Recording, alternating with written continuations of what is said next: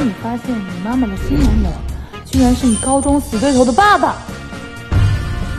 你们在一起多久了？1年多了。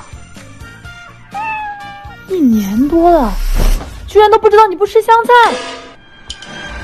不好意思啊，菜是我做的。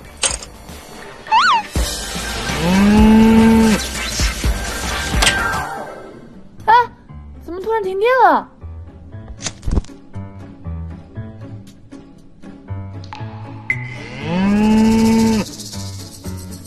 要不去我车上吧？去车里？这么热，不中暑才怪。不可能，在我车上保证和空调房一样舒服。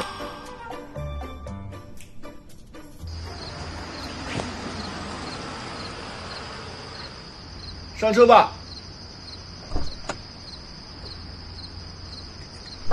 太凉快了吧，真的像在空调房一样哎。还很安静，治疗室一下就听不见了。这个车啊，有双层夹胶玻璃和吸音材料，噪音啊全被挡在外面了。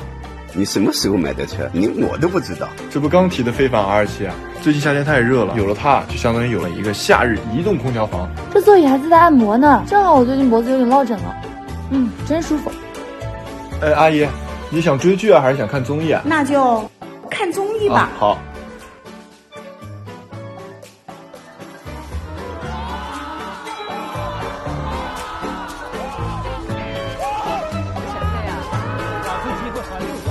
哈哈哈哈！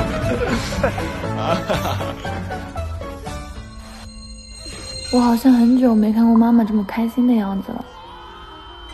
哈哈，好好笑啊！这个。